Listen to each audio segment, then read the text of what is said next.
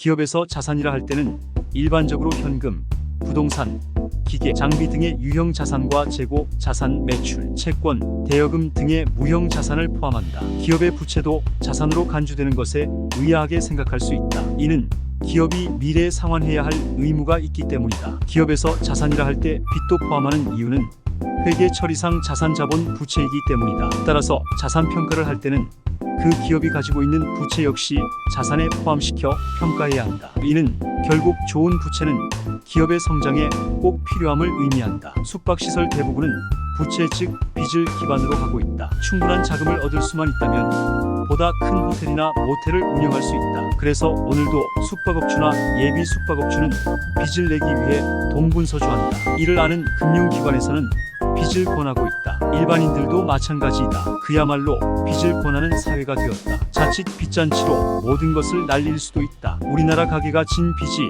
1900조 원에 육박하면서 사상 최고가 됐다고 한다. 수도권의 집값이 들썩인 것이 주요 원인이다. 주택담보대출을 받아서라도 집을 사지 않으면 기회를 놓칠 것 같은 불안 심리가 작용한 것이다. 빚이 많은 사람은 소비에 소극적일 수밖에 없다. 그래서 정부는 이자 부담으로 인한 소비 위축을 피하기 위해 국내 총생산 GDP 대비 80% 선까지 가계대출을 끌어내리겠다고 한다. 소비 위축은 숙박업에도 바람직하지 않다. 빚으로 영업을 개시한 숙박시설에 빚이 많은 서민들이 많아 손님이 준다는 것은 아이러니가 아닐 수 없다. 대출을 무한정 늘릴 수는 없고 언젠가는 상환을 해야 하므로 소비가 위축되는 것은 당연한 일이다. 가계부채가 역대 최고라는 것은 바람직하지 않다. 한국은행 통계에 따르면 6월 말 가계신용 잔액은 1896조 2천억 원으로 3개월 전보다 13조 8천억 원 늘었다. 국민 1인당 3,660만 원의 빚을 치고 연간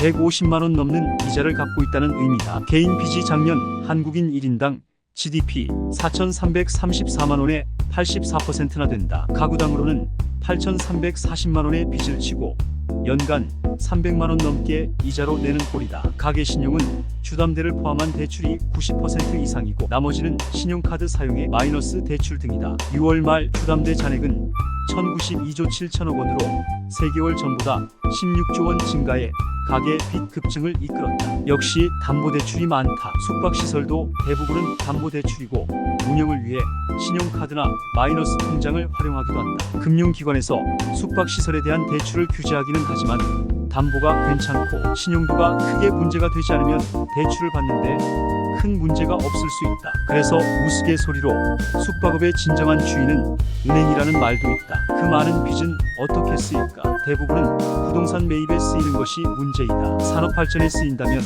미래가 밝을 수 있지만 부동산에 올인하는 경제는 미래를 장담할 수 없다. 그런데 1분기에 3조 1천억 원 감소했던 가계부채가 2분기 중 가파른 상승으로 돌아섰다는 것을 정부는 만만하게 보고 있는 듯하다. 7, 8월에 급증한 주담대를 고려할 때 가계부채 총액은 이미 1,900조 원을 넘어섰다고 보는 전문가들도 있다. 조만간 2,000조 원을 넘길 수도 있다. 아파트를 사기 위해 이러한 천문학적인 돈이 들어간다는 것은 우리 경제에 결코 바람직하지 않다. 아직도 우리 사회는 부동산으로 한 방을 노리는 사람들이 많음을 알 수 있다. 물론 이들만 탓할 수는 없다. 돈을 벌기가 쉽지 않기 때문이다. 여전히 부동산 가격이 상승하고 있는 것도 문제이다. 인구가 준다고 하는데 주택 가격이 오르는 것은 특이한 현상이다. 사람들은 인구가 줄지 않을 것이라고 보는 것일까? 인구가 줄더라도 주택 가격은 떨어지지 않을 것이라고 보는 것일까? 정부나 정치권이 확실한 미래 설계를 내놓지 못한 결과라고 할 수 있다. 정부가 저금리 정책자금 대출 수십조 원을 풀어 빚내서